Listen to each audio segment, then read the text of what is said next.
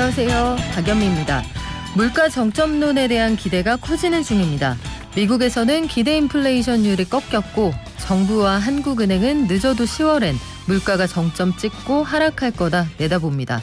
다른 무엇보다 국제유가가 떨어지고 있다는 게 가장 강력한 증거로 꼽힙니다. 물론 반론도 있습니다. 또다시 가스관 터빈 하나를 세워버린 러시아가 올겨울 유럽을 꽁꽁 얼릴 거라는 비관론 속에서 정부의 눈치를 보는 기업들이 아직 원가 인상분 충분히 반영하지 않았다는 주장입니다. 미국 재무장관은 세계 최대의 지갑, 미국 경기가 침체될 기미조차 보이지 않는다. 내일 모레 금리 인상 뒤 연착륙할 거다. 이렇게 예상합니다. 혼돈 속 하반기, 생활경제 최일선에 계신 여러분 생각은 어떠신가요? 7월 26일 화요일, 여러분은 지금 출근길 경제코치, 경제발전소를 듣고 계십니다.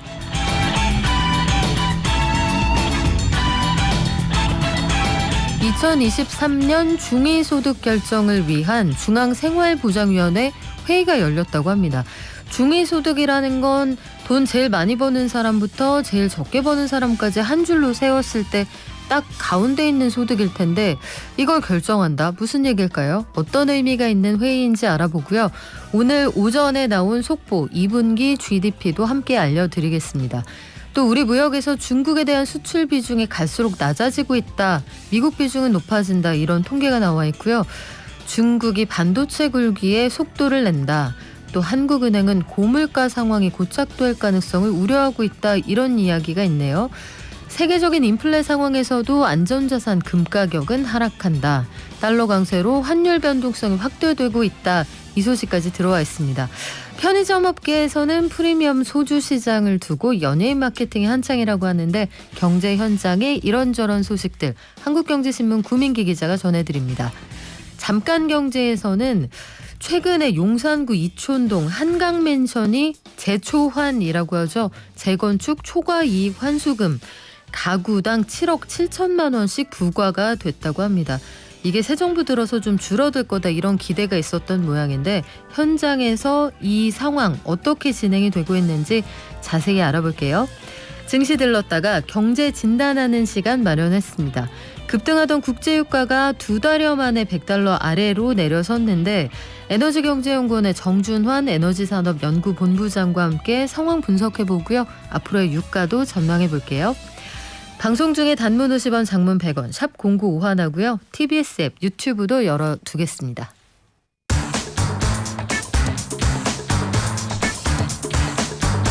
매일 아침 쏟아지는 경제 뉴스 핵심만 뽑아서 알려드립니다. 한국경제신문 구민기 기자와 함께할게요. 안녕하세요. 네, 안녕하세요. 오늘 오전에 나온 2분기 GDP 어떻습니까? 네, 오늘 오전에 2분기 경제 성장률이 전분기 대비해서 0.7% 올랐다고 발표가 됐습니다. 그러니까 8분기 연속 성장세를 유지했는데요. 사회적 거리두기 해제에 민간 소비가 회복이 되면서 선방한 결과가 나타났다라고 합니다. 그러니까 한은은 기존의 분기마다 0.5%씩 성장을 하면은 올해 성장률 전망치인 2.7% 이거 달성할 수 있다고 했는데 우선은 0.5%를 넘어서 한숨을 돌린 상황이라고 합니다. 네, 민간 소비는 3% 늘었지만 수출은 3.1% 줄었다고 합니다. 앞으로 어떤 영향을 미치게 될지 또 자세히 저희가 전해드릴 시간 마련할 거고요. 어제 복지부에서 중위소득 관련 논의가 있었나요? 네, 복지부가 어제 중앙생활보장위원회 이거 열고 내년도 기준 중위소득 논의를 했습니다. 그러니까 관계 부처하고 공익위원 그리고 전문가들이 모여서 논의를 한 건데요. 그러니까 기준 중위소득은 방금 전 설명해 주신 것처럼 그러니까 사전적으로 가구소득, 국민가구소득의 중간값 이걸 의미를 하고 있습니다. 그런데 이게 중요한 이유가 실질적으로는 정부가 복지사업 집행에 이 기준을 활용을 한다는 건데요. 이 기준 중위소득으로 여러 가지 생활 복지제도를 활용을 하고 있습니다. 기초생활보장제도를 포함해서 12개 부처의 77개 복지사업 수급자 선정 기준으로 활용이 되고 있고요. 그런데 어제는 위원회 구성원들의 의견이 일치가 되지가 못해서 그러니까 내년 중위소득 얼마나 올릴지 결론이 나지는 않았습니다. 대신에 29일에 회의를 다시 하기로 했으니까요. 그걸 지켜봐야 될 것 같습니다. 중위소득을 사실상 결정한다는 게 좀 자연스럽지는 않은데 네. 이게 결론을 내기 어려운 문제 같이 안 보이거든요. 그런데 왜 결론이 안 났을까요? 근데 이게 아무래도 중위소득이 많아질수록 그러니까 생계급여나 뭐 주거급여 뭐 이런 복지 혜택을 받는 사람들이 많아지는 거잖아요. 그러니까 재정 문제도 겹쳐 있는 만큼 그만큼 신중하게 올려야 된다는 겁니다. 그래서 시민단체나 뭐 보건복지부가 같은 경우에는 물가가 급등해서 저소득 측 생계가 굉장히 빠듯하다. 그래서 임금 올려줘야 된다. 이게 생계급여 같은 거 뭐 복지제도 올려줘야 된다. 이래서 중위소득 올려줘야 된다라고 얘기를 한 거고요. 그러니까 상승률은 작년하고 비슷한 수준인 5% 수준에서 결정이 되어야 된다라고 주장을 했습니다. 그러니까 반면에 재정을 관리하는 기재부 측은 지난해 5% 수준이 이미 역대급 증가치였다라고 하면서 이번에는 좀 속도 조절을 해야 된다 뭐 이렇게 얘기를 하고 있습니다. 그렇군요. 이게 이론적으로는 한 줄로 쭉 세울 수 있는데 현실적으로는 통계상의 어느 지점을 중위소득으로 할 거냐. 여기에도 다양한 배경이 있군요. 자, 최근에 수출 상황을 보면 좀 걱정스럽다 이런 의견들이 많은데 중국에 대한 수출 비중이 줄어드는 모양이네요. 네, 맞습니다. 어제 한국무역협회가 올해 상반기 한국의 해외 수출액에 대한 발표를 했는데요. 올해 상반기 수출액 3,505억 달러 중에서 중국 수출액이 814억 달러로 23.2%를 차지했다고 합니다. 이 수치는 지난해 상반기 25.1%였던 대중무역에서 1.9%포인트나 하락을 한 거고요. 그러니까 반면에 미국에 대한 수출은 549억 달러로 점유율이 15.7%, 지난해 동기보다 0.4%포인트 올랐습니다. 이런 결과가 나온 데는 중국이 코로나 셧다운을 하면서 베이징, 상하이 이런 주요 대도시들을 봉쇄한 영향이 크다고 분석이 되고 있습니다. 그런데 봉쇄 영향 이외에도 수출 구조 자체가 좀 달라지는 부분도 있죠. 네, 맞습니다. 그 대중국 수출 비중이 최근 3, 4년간 지속해서 하락을 하고 있는데요. 2018년 대중 수출 비중이 26.8% 수준이었는데 이때 미중 무역 전쟁이 본격적으로 시작이 됐던 때였어요. 네. 그러다가 이제 이후에 2019년에 25.1%로 크게 하락을 했고 올해 상반기에 23.2%까지 떨어지게 된 겁니다. 그러니까 반면에 대미 수출 비중은 2018년 12%에서 조금씩 올라가더니 올해 상반기에는 15.7%를 기록을 했습니다. 그러니까 그만큼 미국이랑 더 친해지고 있다. 뭐 이렇게 보시면 될 것 같습니다. 우리가 최근에 무역 역조 현상, 중국과의 무역 역조가 그 수교 30년 만에 처음으로 나타났는데 네. 반도체 전쟁 때문에 이런 경향이 더 심해진다 이런 주장도 있어요. 네, 맞습니다. 최근에 미국하고 중국이 반도체 기술 둘러싸고 굉장히 큰 갈등을 보이고 있죠. 그러니까 미국이 노골적으로 한국도 자기네 편에 붙으라고 러브콜을 보내고 있는 상황인데요. 그러니까 미국은 지난 5월에 한국을 포함시켜서 IPEF를 출범을 했죠. 그리고 내달 말까지 우리나라에게 칩4 여기 참여 여부를 확정해서 알려달라고 압박을 하고 있습니다. 그러니까 이러한 동맹들이 사실상 반중 영대의 성격을 띠고 있어서 IPEF나 칩4에 대한 중국의 견제가 더 커질 것으로 보이고 있고요. 이렇게 되면은 막히는 건 우리나라 기업들 수출길이 되겠는데요. 이래서 대중무역 성적은 향후 더 안 좋아질 것이다. 이런 전망도 나오고 있습니다. 중국의 반도체 굴기는 속도가 좀 빨라지는 것 같아요. 네, 월스트리트 저널이 어제 발표한 내용인데요. 그러니까 2021년부터 2024년까지 4년을 놓고 봤을 때 중국은 주요 반도체 생산 공정을 31곳 건설할 전망이라고 합니다. 같은 기간에 대만은 19곳, 미국은 12곳을 계획하고 있다고 하는데요. 그만큼 중국이 세계에서 가장 빠르게 반도체 공장을 늘리고 있다라고 할 수 있습니다. 특히 중국은 7나노미터 미만 최첨단 공정 기술이 아니라 구형 중저가형 반도체 생산 역량의 확장을 집중하고 있다라고 합니다. 신형 고가형으로 하면 더 좋을 것 같은데 중저가형 이유가 있겠네요. 네, 첨단 반도체 칩 제조 기술은 아무래도 한국, 대만, 미국 이런 반도체 기술 선진국에게 기술력이 뒤질 수밖에 없겠죠. 그래서 중하위 기술 역량을 키워서 관련 수요를 자기네들이 독점하겠다. 이런 전략입니다. 그러니까 TSMC 같이 세계적인 반도체 기업들이 최첨단 공정에 집중을 하면서 중저가형 반도체 생산에 많이 투자를 하고 있지는 않은데 이 틈을 파고드는 것이라고 생각을 할 수 있을 것 같습니다. 앞서서 잠깐 말씀을 드렸지만 올해가 한중수교 30주년 되는 해입니다. 8월 24일이 그날인데 5월부터 보면 우리가 수교하고 처음으로 중국과의 무역에서 역조 현상이 나타나거든요. 5월부터 적자가 나기 시작했는데 우리가 중국에 제일 많이 파는 것도 반도체지만 수입을 제일 많이 하는 것도 반도체입니다. 이 부분은 아마 잘 모르실 텐데 중저가형 반도체가 정말 쏟아져 들어오고 있다고 합니다. 자, 한국은행이 물가와 임금이 상호작용하면서 고물가 상황이 고착화될 수 있다, 이런 진단을 내놨습니까? 네, 맞습니다. 물가가 오르면 그만큼 기업들은 임금을 올려야 하고 뭐 임금 올리면 또 사람들 돈 쓰니까 물가가 오르고 이 순환이 지속될 거라고 쉽게 예측할 수 있는데요. 그러니까 실제로 한국은행이 이거 진짜 그런 경향을 강하게 띠고 있다, 뭐 이런 분석을 해서 입증해서 보고서를 냈다라고 합니다. 이 보고서는 2003년 1분기부터 2022년 1분기까지 소비자 물가 상승률과 임금 상관관계를 분석한 건데요. 이 보고서에 따르면 물가 상승률이 1%포인트 오르는 충격이 발생한 이후에 4분기가 지나면 임금 상승률이 0.3에서 0.4%포인트 정도 높아지는 효과가 발생을 했다고 하고요. 반대로 임금 상승률을 1%포인트 높게 책정을 하면은 뭐 개인 서비스 물가가 4에서 6분기 지난 이후에 0.2%포인트 정도 높아졌다고 합니다. 이렇게 되면서 순환이 되면서 고물가 상황이 이어지는 건 뭐 당연한 결과로 보여지고 있습니다. 그래요. 대신에 임금 상승률이 올라갈 때 개인 서비스 물가가 올라간다. 하지만 이게 물가 전반적으로 영향을 미칠 거냐, 여기까지는 아직 입증이 안 됐거든요. 요거는 상황 좀 지켜봐야겠는데 보통 이렇게 물가가 확 올라간다. 네. 안전자산인 금에 돈이 몰리게 마련인데 금 가치가 최근엔 좀 다른 모양이죠? 네, 맞습니다. 이것도 월스트리트 저널 보도인데요. 그러니까 원래 인플레이션 시대에는 금의 가치가 올라가는 게 말씀해 주신 것대로 좀 약간 상식과 같이 보이는데요. 그러니까 인플레이션이 있다라는 거는 그만큼 화폐 가치가 떨어지고 있는 거고, 그러니까 금은 원래 가치 그대로 보존이 되어 있기 때문에 화폐로 비교한 가격은 당연히 올라갈 수밖에 없는 상황이고요. 거기다가 더해서 인플레이션이라 하면은 위험 회피 성향이 굉장히 강해져서 사람들이 안전 자산인 뭐 금에 투자하는 수요가 몰려서 가격이 또 올라가는 뭐 이런 게 정상적인 모습입니다. 그런데 현재 금의 패턴이 이 모습과는 굉장히 다르게 나타나고 있다라고 하는데요. 그러니까 금 선물 가격이 7월 들어서 4.4% 떨어져 온스당 1,727.4달러에 거래가 되고 있다고 합니다.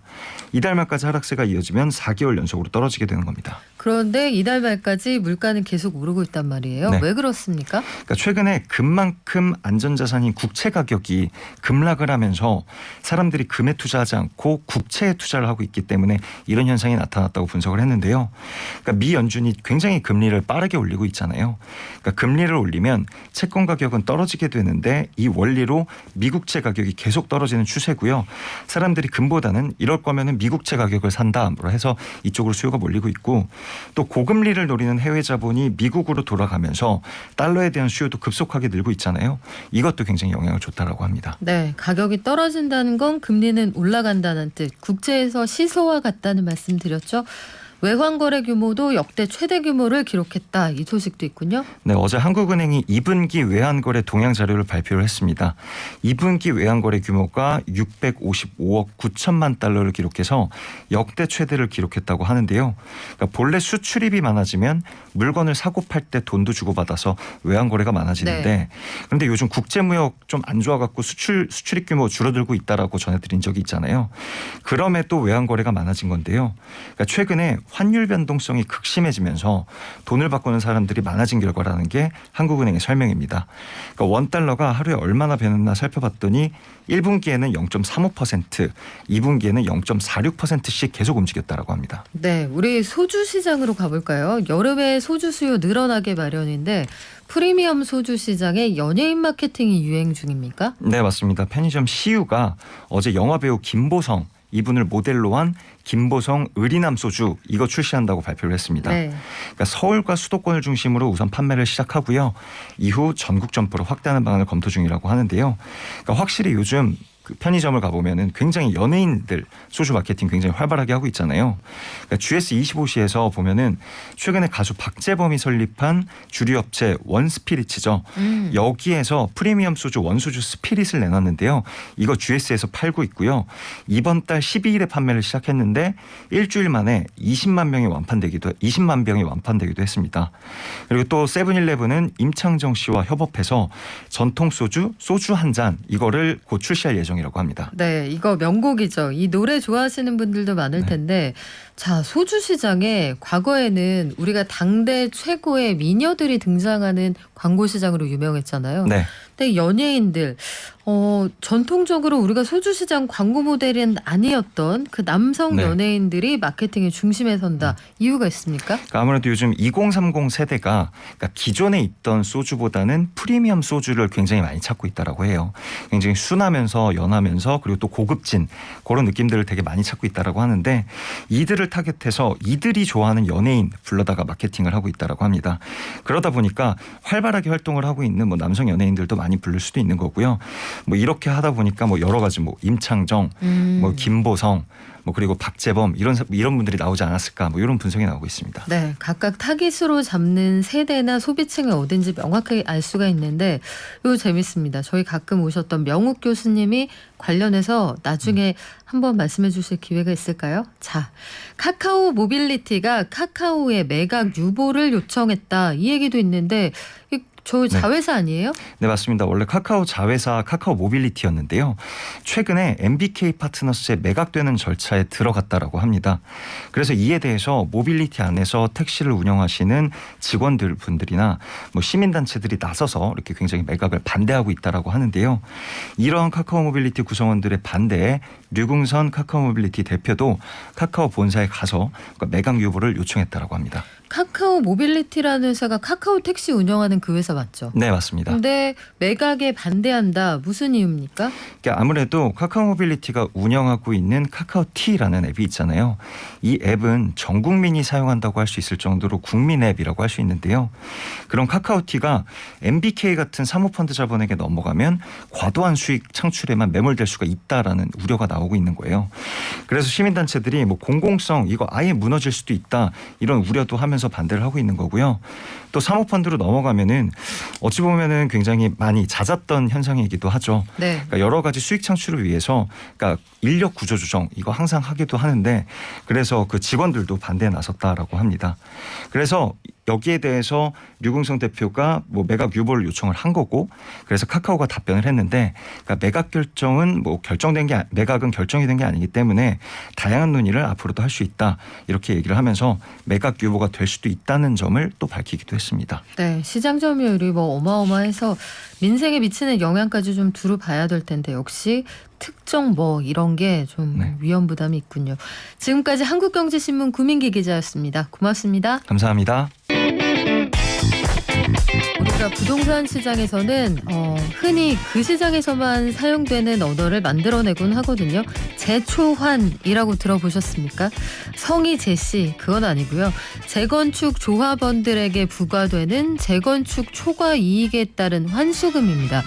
그런데 현 정부가 대선 공약 당시에는 재건축 초과이익 환수금을 좀 줄여줄 것처럼 그런 뉘앙스가 있었다 해서 이런 것들을 기대하셨던 분들이 있었던 모양이에요.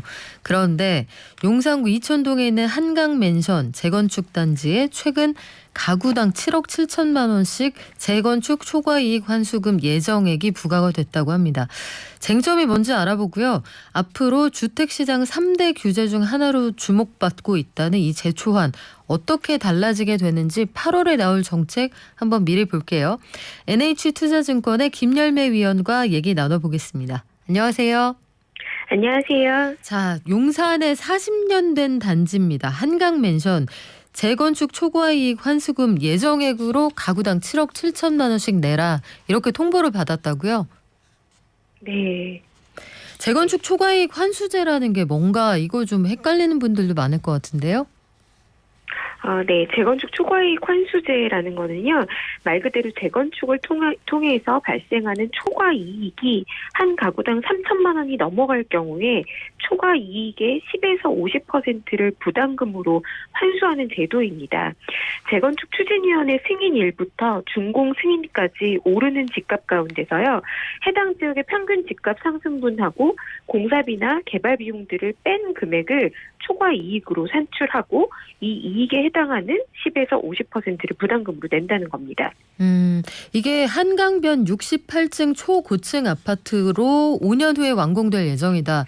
우리가 잘은 몰라도 한강변에 이 정도 고층이면은 굉장히 가격 상승이 예상이 되니까 이 정도 가격을 예상했을 것 같기도 하고 그런데 거기 조합원들은 예상한 것보다 너무 비싸다 이렇게 주장을 한다고요?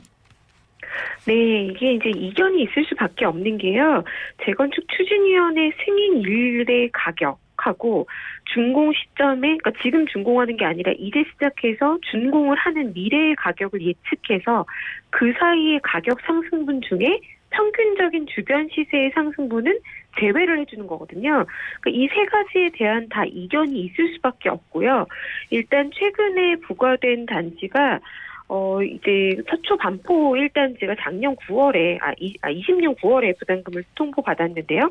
반포 주공 1단지도 굉장히 대표적인 한강변 아파트인데 여기가 4억 200만 원 부담금 통보를 받았어요. 그러다 보니까 이 한강맨션 이촌동 입장에서는 대략 4억 원 정도면 되겠다라고 생각을 했던 것 같은데 이번에 부과된 금액은 7억 7,700만 원이라서 상당히 높다라고 보고 있는 거죠. 기준 연도가 달라서 그럴 것 같기도 한데 일단 조합 측에서는 당연히 비싸다는 얘기가 나올 테고 조합하고 이 부동산원은 입장차가 상당히 커 보이는데 근본적으로 쟁점이 뭡니까? 네, 이제 지금 밖에 알려진 거로는요, 부동산원은 한강맨션의 현재 시세를 평당 약 8천만 원으로 보고 사업 종료 시점에는 1억 원까지 갈 것이다라는 가정으로 이 초과 이익을 산출한 걸로 보여지고요. 반면에 조합은 지금의 시세를 평당 6,400만 원 정도로 보고 종료 시점에 8천만 원으로 간다. 그래서 이 얼마까지 오르냐에 따라서 초과 이익이 달라지는데 부동산원은 평당 1억 원, 조합은 8천만 원. 여기서 가장 큰 차이가 발생하고 있는 거고요. 정상 주택가격 상승분을 얼마로 보느냐도 상당히 이견이 있을 수 있고 세부 내용 안에서는 개발 비용을 어디까지 비용으로 차감해 줄 것이냐도 디테일에 따라서 부과금이 달라질 수가 있습니다. 네, 아마 지금 들으시는 분들 중에는 아니 그 제초안 나랑 상관없는데 내가 그것까지 알아야 돼? 이런 분들도 계실지 모르겠습니다만 이게 현 정부가 재건축 초과이익 제도에 따라 어떤 입장을 보일 거냐 이 시금석이 되는 일이거든요. 그래서 저희가 자세히 전해드리는데 재건축에 따른 개발 이익은 반드시 발생할 거다. 예상은 되지만 또 부담이 커진다. 이 자금을 마련해야 되는 조합원들도 나름대로 반론할 수 있는 여지는 있을 것 같아요. 앞으로 어떻게 될까요? 네, 아직 사실 이게 이제 제가 예측할 수 있는 영역은 아니고요. 워낙에 조합원과 정부와 이견 차이가 있습니다. 일단 조합원들 입장에서는 부동산을 매도할 때 우리가 양도세를 내죠. 이거는 매도하면서 현금을 받기 때문에 실현이익이라고 해서 양도세를 낼 수 있습니다. 하지만 이 재건축 초과이익 환수제에서 가장 이견이 있는 부분은 매도하는 것이 아니라 차익에 대해서 과세는 하는데 계속 거주를 해야 된다. 그러면 고가주택에 대한 종합부동산세나 재산세가 있는데 여기에 추가적으로 재건축을 했다는 이유로 살면서 내야 되는 비용이 또 발생한다라는 부분이 제일 큰 이견이 있다라고 볼 수 있고요. 이 법안이 도입됐던 배경 자체가 과거에 참여정부 당시에 재건축 가격이 워낙에 많이 오를 때 재건축 시세가 아파트 가격을 이끈다, 선행 역할을 하고 있기 때문에 재건축을 억제해야 한다라는 취지에서 나왔던 법안입니다. 그런데 지금은 도심지 안에서 주택을 공급하려면 재건축을 다 막는 것만이 답은 아니라고 보고 있기 때문에 이에 대해서 다들 관심이 많고 앞으로 어떻게 될지 지켜봐야 된다는 거죠. 네, 양측의 입장은 뭐 받아야 되는 쪽 그리고 내야 되는 쪽의 입장은 엇갈리게 마련일 텐데 그래서 정비업계에서는 재건축하지 말고 리모델링 하겠다 이런 단지들도 늘어나고 있다라고 하는데 재건축하고 리모델링은 뭐가 다릅니까? 전체 사업성을 따질 때 재건축 초과이익 환수제를 제초안을 제외하고 본다라고 한다면 일반적으로 재건축의 수익성이 더 높습니다. 왜냐하면 재건축은 기존 아파트를 아예 허물고 완전히 새로 지으면서 일반 분양이라고 하죠. 조합원 외에 일반 분양을 해서 수익을 더 많이 벌어들일 수 있는 거거든요. 그래서 조합의 공사비 부담, 사업비 부담을 일반 분양을 통해서 채우는 구조입니다.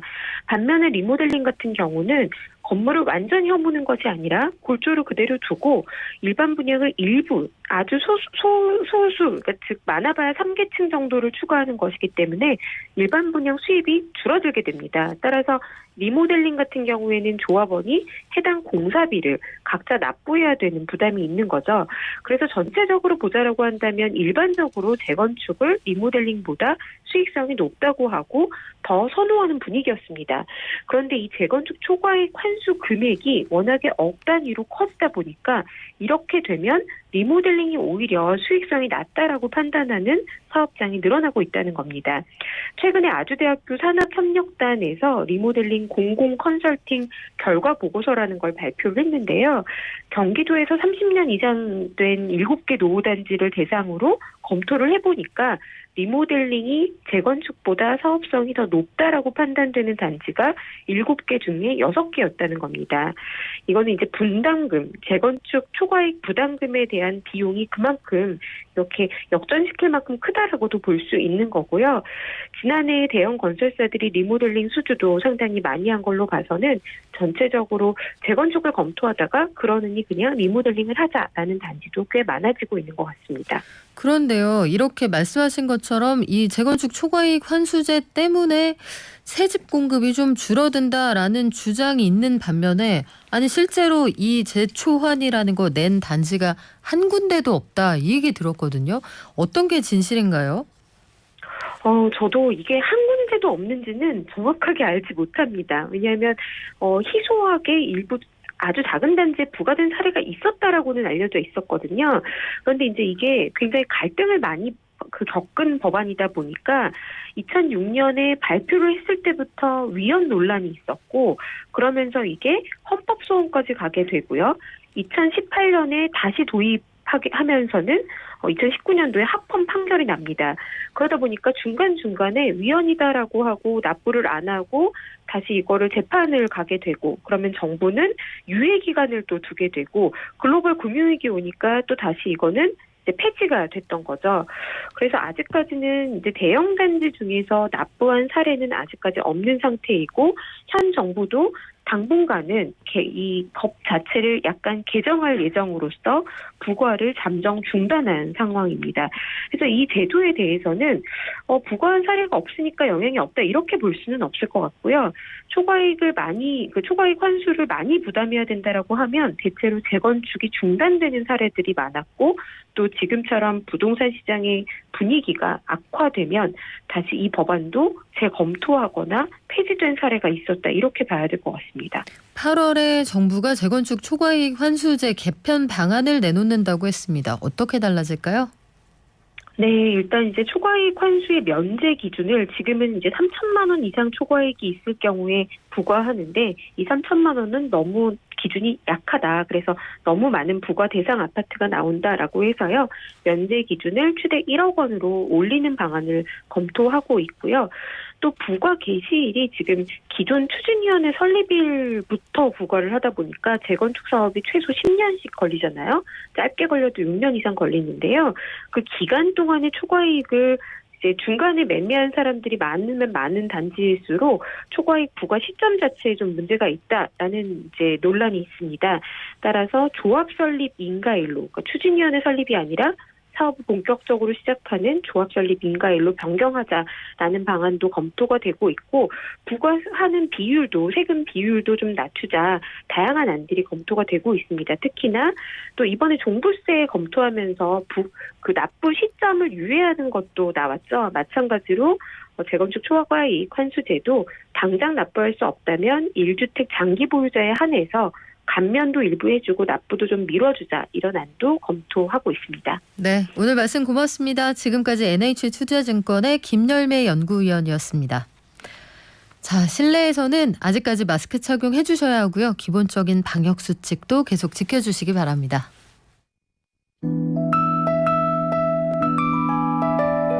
개미 한 마리, 개미 두 마리, 개미 세 마리가 사과를 들고 하나, 둘, 셋. 영차, 국내외 증시 소식 알아볼까요? 키움증권의 한지영 연구원 연결돼 있습니다. 안녕하세요. 네, 안녕하세요. 간밤 뉴욕 증시 어땠습니까? 네, 그 혼재된 모습을 보였습니다. 그래서 나스닥이 0.4%대 하락하고 다우와 S&P 500은 각각 0.2%대, 0.1%대 상승하는 혼조세를 보였습니다. 전체적으로 어떤 이슈들이 있는지를 말씀을 드리면은 일단 시장에서는 다들 좀 관망 심리가 짙어진 것 같아요.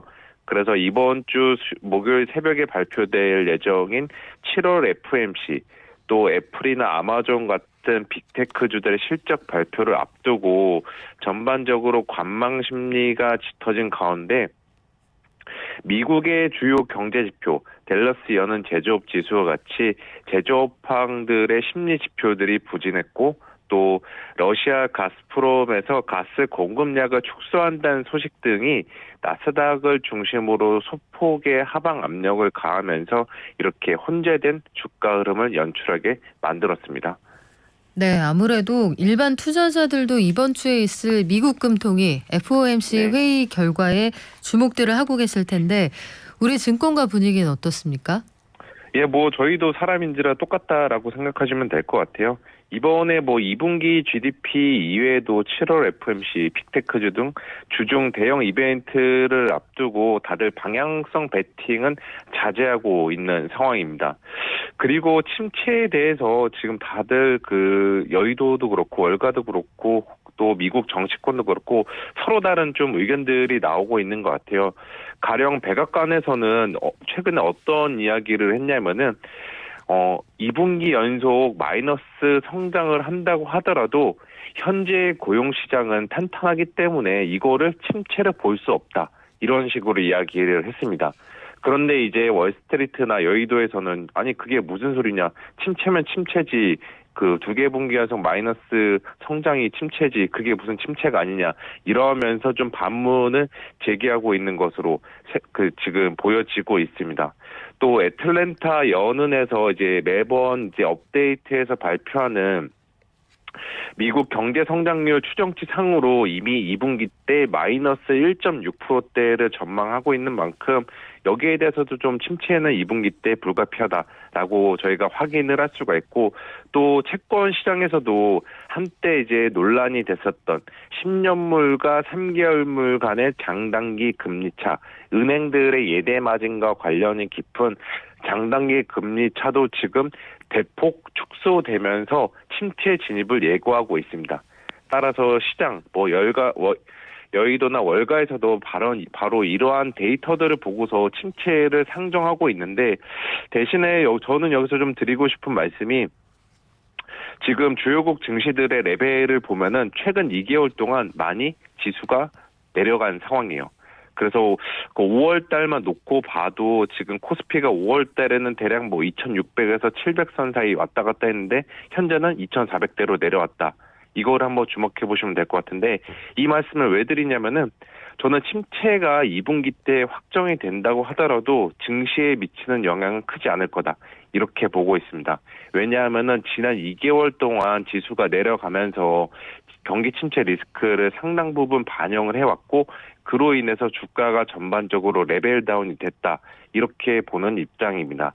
따라서 이번에 목요일날 발표되는 미국의 경제 성장률이 마이너스가 나와서 침체가 확정된다고 하더라도 시장에서는 이거를 악재의 기정사실화 혹은 소문에 사서 뉴스에 팔라 이 정도의 이벤트로 받아들이지 않을까 이렇게 생각하고 있습니다. 네, 지금 경기 진단과 관련해서는 미국에서 전현직 재무장관 사이에서도 논쟁이 벌어지는 그러니까 둘 다 정확히 확신하기 어렵다 이런 얘기인데 옐런 현 재무장관은 또 전직 페드 의장이기도 했단 말이에요.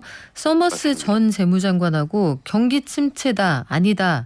경착륙으로 간다. 연착륙 가능하다. 이렇게 논란 중이라고 하는데 양쪽의 논거가 뭡니까? 예, 일단은 옐런 현직 재무장관은 미국이 2개 분기 연속 마이너스 성장을 하더라도 매달 약 40만 개의 일자리를 창출하는 탄탄한 고용시장 고려했을 때 이거는 침체로 볼 수 없다. 이렇게 보는 입장입니다. 그런데 이제 반면 레리 서머스 전직 미 재무장관 말에 미 재무장관은 지금 물가 봐라. 이렇게 인플레이션이 높고 고용시장도 과연 너가 봤을 때 자신할 수 있냐. 그 고용시장도 조만간 내리막길을 걸을 거다. 그러면 항상 경기 침체가 역사적으로 뒤따랐다. 이거를 보면은 지금 침체로 빠져드는 게 맞다. 이러한 식으로 이야기를 하고 있는 상황입니다.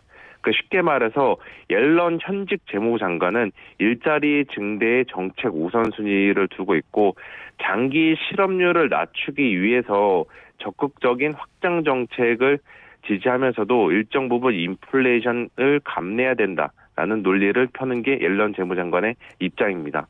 반면 서머스 전직 재무장관은 인플레이션 억제를 강조하고 있는데 이렇게 인플레이션을 억누르다 보면은 실업률과 같이 고용지표가 둔화되는 것을 어느 정도 감내해야 되고 그로 인해서 침체에 빠질 수 있다. 만약에 이거를 현실 도피하고 정신승리하면서 인플레이션 잡는 데 소홀하면은 오히려 단기적으로는 침체를 피할 수는 있겠지만 미래에는 더 큰 대가를 찾아올 것이라고 지적을 했습니다. 그래서 이렇게 현직과 전직 재무장관 간 격렬한 논쟁이 벌어지고 있다는 점을 제가 지금까지 말씀을 드렸고요. 결국의 결과는 다시 말해 승자는 이번 28일 목요일에 발표되는 미국의 GDP 결과가 이거를 결정짓지 않을까 이렇게 보고 있습니다. 간밤에 그 미국 장마감한 다음에 월마트 주가가 9% 넘게 폭락했단 말이에요. 이건 왜 그렇습니까? 예, 이거는 실적이 예상보다 안 좋게 나왔고 또 앞으로 올해 남은 기간 동안의 실적도 생각보다 더 부진하게 그 기업 측에서 제시했기 때문으로 파악이 되고 있습니다. 그래서 월마트가 이렇게 부진한 실적과 또 미래에 대한 전망을 어둡게 이야기는 한 거는 역시나 얘네들도 인플레이션 때문으로 보시면 될 것 같아요. 현재 인플레이션으로 인해서 전반적인 생활 물가, 장바구니 물가 이런 것들이 급등함에 따라 월마트 이용 고객들이 식료품을 비롯한 식료품을 포함한 생필품에 대한 지출만 눌렸고 나머지 의류나 혹은 고가 소비재 품목에 대한 지출이 감소시켰습니다. 그렇게 되다 보니까 이제 월마트 측에서도 야 이거 상황이 심각하구나 이러한 식으로 좀 인식을 한 것 같고 그로 인해서 이번에 실적 발표하면서 투자자들한테 사전에 좀 경고를 준 것으로 파악이 되고 있습니다. 그렇군요. 우리나라에서는 삼성전자 주가 이 6만 전자 회복됐다는 소식을 반기는 일반 투자자가 많았는데 개인이 엄청나게 내다 팔 동안 외국인들이 5천억 원 넘게 순매수를 했습니다. 이거는 가격 메리트 때문인 겁니까? 가격 메리트 때문도 있고 삼성전자도 역시나 이 반도체 업황이 얼마나 더 나빠질까 여기에 대해서 다들 좀 기관과 외국인 투자자들 사이에서 지금 조금 자라나 그런 기대감 이런 긍정적인 면들이 부각이 되고 있는 것 같아요. 솔직히 지금 삼성전자를 둘러싼 실적이나 숫자, 업황 이런 것들 현재까지의 상황을 보면은 좋아 보이는 게 1도 없습니다. 그래서 개인 투자자분들도 이러한 좀 우려들을 반영해서 그런지 어느 정도 좀 포지션 축소에 나서고 있는데 외국인과 기관의 생각은 조금 다른 것 같아요. 특히나 7월 초에 발표된 2분기 삼성전자의 잠정 실적이 부진했음에도 불구하고 주가가 강세를 보였다. 현재까지 강세를 보이고 있다라는 점에서 유추해 볼 수 있듯이 지금 다들 눈높이가 많이 낮아진 상황 속에서 얘네들이 삼성전자나 SK 하이닉스 같은 반도체주들의 업황이 생각보다 나쁘지 않을 것이라는 데 외국인과 기관이 베팅을 하고 있는 것이 아닌가 이렇게 생각하고 있습니다. 네. 또한 원달러 환율도 지금 어느 정도 고점 인식이 이들을 둘러싼 수급 여건을 개선시키고 있지 않나 이렇게 보고 있습니다. 오늘 우리장 출발 소식 어떤가요? 예, 지금 미국 증시 혼재된 모습을 보였고 지금 월마트 주가 9%대 시간에서 폭락을 하고 있음에도 불구하고 코스피는 0.1%대 상승, 코스닥은 0.1%대 하락하는 상대적으로 양호한 주가 흐름을 보이고 있습니다. 또 월마트 주가 폭락이 우리나라 유통주들, 이마트를 포함한 유통주들의 주가에 부정적인 영향을 미치지 않을까 이러한 좀 인식이 장전에 부각이 됐었는데 지금 이마트 주가는 0.8%대 약보합세 하락세를 보이고 있다는 점을 감안했을 때 지금 상대적으로 우리 유통주들, 한국 증시의 유통주들 잘 버티고 있는 형국입니다. 네, 지금까지 키움증권의 한지영 연구원이었습니다. 고맙습니다. 예, 감사합니다.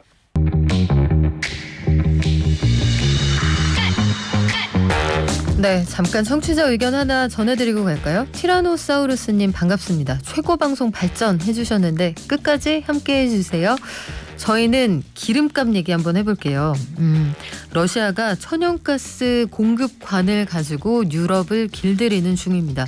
이걸 무기로 사용하고 있다. EU 집행위원장이 공식 석상에서 했던 말인데 여전히 유럽은 러시아에서 천연가스가 들어올 거냐 말 거냐 노심초사하고 있는 상황이고 바이든 미국 대통령은 얼마 전에 자존심 구기고 사우디에 갔지만 원유를 더 캐내겠다 이런 합의는 얻어내지 못했습니다. 최근에 국제유가가 좀 하락하고 있기는 한데 이게 또 공급이 늘어서는 아니고요. 경기 침체 우려, 그러니까 수요가 줄어들 거다 이런 가능성 때문이거든요. 앞으로 국제유가는 어떻게 흘러가게 될까요? 에너지발 물가 대란 이게 좀 잦아들까 이것도 궁금합니다. 에너지경제연구원의 정준환 에너지산업연구본부장과 함께 앞으로의 기름값 얘기, 물가 얘기 해볼게요. 안녕하세요. 예, 안녕하세요. 네, 본부장님. 최근에 국제유가 보면은 이걸 많이 저렴해졌다고 해야 할지 모르겠습니다만 여하간 100달러 아래로 떨어졌잖아요. 최근에 국제유가 흐름이 어떻습니까? 올해 국제유가를 조금 간략하게 정리를 해보면 올해 시작점은 76달러 정도에서 국제유가가 시작을 했고요. 2월 말에 이제 우크라이나와 러시아 전쟁이 발생하면서 단기간에 한 120달러까지 상승을 했었지만 이 전쟁이 조금 장기화되면서 한 95달러에서 110달러 정도 사이 수준을 유지하고 있었거든요. 근데 5월 중순 이후에 원유의 공급 부족 문제에 대한 우려가 확산되면서 국제유가가 좀 또 상승을 했고요. 그리고 6월 초에는 120달러 이상을 다시 좀 기록을 했었지만 아까 말씀하셨던 것처럼 6월 중순 이후에는 글로벌 경기 침체가 생각보다 좀 심하게 올 거다라는 우려가 고조되면서 국제유가가 최근에는 다시 한 95불 정도 수준까지 이제 하락한 모습을 보였습니다. 그리고 최근 한 1개월 동안은 국제유가가 한 95달러에서 110달러 사이에서 등락을 거듭하는 모습을 보이고 있고요. 이 등락은 사실 뭐 공급 부족 요인이 조금 부각되면은 국제유가가 조금 올랐다가 그리고 경기 침체 요인이 또 부각되면은 뭐 하락하는 이런 모습을 보이고 있습니다. 네, 최근에 국제유가가 6월 중순 이후로는 약간 떨어지는 흐름이 보이는데 이게 마냥 좋은 것만은 아니다 이런 얘기도 있어요. 기름값 떨어지면 좋은 거 아니에요, 박사님? 예, 사실 뭐 국제유가가 하락하는 것은 우리나라 경제에 그래도 원유를 거의 수입에 하고 있기 때문에 도움이 되는 것은 맞는데요. 그런데 이 떨어지는 이유가 사실 아까 말씀하셨던 것처럼 공급이 확대돼서 떨어지는 경우에는 우리나라 경제에 긍정적인 영향을 미치겠지만 글로벌 경기 침체에 대한 우려 때문에 국제유가가 떨어지는 것은 사실상 우리나라도 수출을 굉장히 많이 하는 국가이기 때문에 글로벌 경기 침체는 우리나라 경제에 확실히 마이너스 요인이 된다고 보시면 될 것 같습니다. 그래서 향후에 국제유가 전망도 정말 의견이 제각각입니다. 시티그룹은 배럴당 65불까지 떨어진다. 그리고 JP모건 체이스 최근 들어서 아주 매운 발언을 많이 하는 회사인데 배럴당 380달러까지 갈 수도 있다. 아니 무슨 범위가 이렇게 넓습니까? 국제유가 움직임 어떻게 보세요? 예, 뭐 향후 국제유가 전망이 현재 그 석유 시장이 굉장히 변동성이 올해 심한 시장이기 때문에 전망이 굉장히 어려운데요. 앞에서 말씀하셨던 것처럼 뭐 65불부터 지금 380불까지 전망이 나오고 있다는 게 사실상 전망이 굉장히 어렵다는 것을 반증하는 것이 아닐까 싶기는 하고요. 시티그룹 같은 이 두 가지 보고서가 사실 굉장히 재밌는 게 7월 초라는 시점이 동일한 시점에 나왔던 보고서라는 게 굉장히 재밌고요. 시티그룹 같은 경우에는 경기 침체가 우리가 예상하고 있던 것보다 굉장히 조금 심하게 올 수 있다라는 측면을 좀 부각한 측면이 있고요. 반면에 JP모건에서 380불 그 국제유가를 얘기했던 측면은 굉장히 조금 극단적인 가정이긴 한데 뭐 러시아 원유 생산량이 현재 한 절반 수준까지 감소를 하면은 380불까지 동절기의 유가가 치솟을 수 있다라고 전망을 하고 있습니다. 그런데 대부분의 국제기구라든지 아니면은 뭐 유가를 예측하는 전문기관들은 올 하반기 국제 유가를 한 뭐 100달러에서 110달러 그 사이 수준으로 예상을 하고 있기 때문에, 그리고 저희 연구원도 한 100불에서 105불 정도로 지금 예상은 하고 있거든요. 그렇기 때문에 현재 상황에서 사실상 큰 변화가 없다고 하면은 100달러를 조금 상회하는 수준, 요 정도에서 유가가 움직일 것으로 예상은 하고 있고요.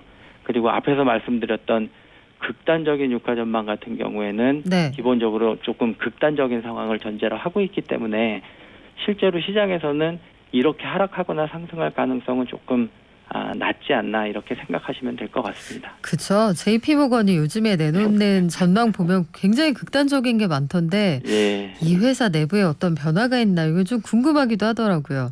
자, 예. 그러면 미국이요. 그동안 보면은 우리는 중동 필요 없다. 에너지 자립할 수 있다라고 했었단 말이죠. 이게 트럼프 대통령 당시에 보면 셰일오일을 앞세우면서 우리는 엄청난 산유국이야 이걸 자랑했었는데 지금 상황은 어떻습니까? 일단 미국의 에너지 자립 문제에 대해서 말씀을 먼저 드리면은 에너지 자립은 여전히 미국에서 현재도 유효한 것으로 생각이 되는데요. 미국이 사실상 셰일 에너지, 즉 셰일 오일과 셰일 가스를 중심으로 셰일 에너지 생산 증가가 나타나면서 미국이 2015년 말에 오일 쇼크 이후 40년 동안 유지하던 원유 수출 금지도 사실상 해제를 하면서 원유 수출국으로 전환이 됐고요. 그리고 2018년에는 석유 순수출국으로 미국이 전환될 정도로 미국에서 원유 생산이 굉장히 많이 늘어나면서 에너지 자립, 그러니까 석유 부분에서 에너지 자립을 달성을 했고요. 그리고 2019년에는 사실 대부분 청취자분들께서 뭐 사우디라든지 아니면 러시아가 세계 최대 산유국이라고 생각을 하실 텐데 2019년에는 미국이 사실상 세계 최대 산유국으로 부상할 정도로 에너지 자립 상황에 에너지 자립을 달성을 했었고요. 현재도 뭐 미국이 원유 생산량이 조금 줄기는 했지만 코로나19 상황으로 인해서 현재도 굉장히 많은 원유를 생산하고 있기 때문에 뭐 에너지 자립 상황은 큰 변화가 없지만 사실 에너지 자립이 지금 중요한 게 아니고 미국의 에너지 자립을 달성을 하더라도 국제적으로 석유 가격이 상승하는 경우에는 미국에서 생산하는 석유 가격도 동반 상승을 하기 때문에 현재 미국이 가장 중요한 문제가 물가 상승률을 잡는 문제이기 때문에 사실상 고유가 상황이 더 큰 문제인 것으로 지금은 생각이 됩니다. 네. 그리고 최근에 바이든 대통령이 사우디에 자존심을 구기고 갔음에도 불구하고 뚜렷한 소득은 없었는데 다음 달 8월 3일에 오펙 플러스 회의가 앞으로 국제유가의 방향을 결정할 거다. 이런 전망들이 많거든요. 박사님 보시기에는 이번 회의에서 우리가 원하는 답이 좀 나올 것 같으세요? 굉장히 어려운 질문이긴 한데요. 일단 기본적인 상황을 좀 정리를 하면 미국에서도 그렇고 뭐 대부분 국제기관들이 얘기하고 있는 게 사우디가 하루 원유 생산 능력이 한 1,200만에서 1,250만 배럴 정도로 파악을 하고 있고요. 그리고 현재 생산량이 한 1,050만 배럴 정도이기 때문에 아마 최대 200만 배럴 정도까지도 증산이 가능하지 않을까라고 외부에서는 보고 있는데 사우디 쪽에서는 이미 원유 생산을 늘릴 여력이 거의 없다라고 지금 주장을 하고 있는 상황입니다. 그리고 오펙 같은 경우도 코로나19 이전의 생산량을 고려해 봤을 때 한 300만에서 400만 배럴 정도 증산 여력이 있는 것으로 추정은 되고 있거든요.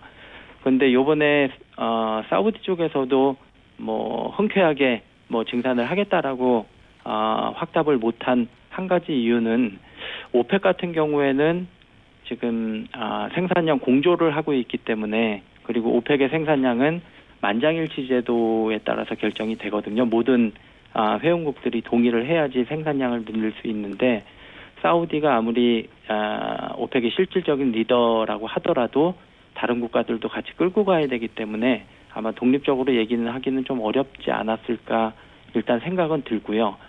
그리고 요번 8월 3일 오펙 플러스 회의가 어떻게 될지는 조금 전망이 굉장히 어렵기는 한데요. 제 개인적으로는 뭐 미국에서도 아까 말씀하셨던 것처럼 자존심을 구기고 어쨌든 사우디의 화해 제스처를 보였기 때문에 사우디도 장기적으로 미국과 관계 개선을 위해서는 어느 정도 화답하는 수준, 그러니까 미국이 원하는 수준은 아니더라도 일부 증산하는 제스처라도 보이지 않을까 조심스럽게 생각은 해보고 있습니다. 그런데 이 와중에 우리가 하나 더 고민해야 할 변수가 러시아산 원유에 대한 가격 상한제를 미국이 추진하고 있단 말이에요. 여기에 각국의 동참을 유도를 하고 있는 상황인데 러시아도 또 가만히 안 있겠죠. 그렇게 되면 이게 한쪽에서 약간 증산을 해도 러시아가 생산량을 확 줄여버린다. 앞으로 상황 어떻게 전개될까요? 예, 사실 하반기에 가장 중요한 그 석유 시장에서 중요한 이슈 중에 하나가 러시아산 원유에 대한 가격 상한제일 것 같은데요. 이 제도를 간단히만 말씀을 드리면 미국에서는 일단 러시아 원유에 대한 가격 상한제를 12월까지 도입하겠다고 지금 이야기를 하고 있고요. 우리나라 같은 경우도 여기에 이제 동참하는 것으로 지금 결정이 된 것 같습니다. 가격 상한 제도는 그러니까 러시아산 원유에 대해서 특정 가격을 설정을 하고요. 그 이상의 가격으로는 수입을 안 하도록 이제 유도를 하고요. 그리고 다른 국가들도 이 원유를 수입을 못하게 하기 위해서 특정 가격 이상의 러시아 원유를 운반하는 선박에 대해서 뭐 보험을 거부한다든지 하는 방식으로 지금 운영 방안이 검토가 되고 있습니다.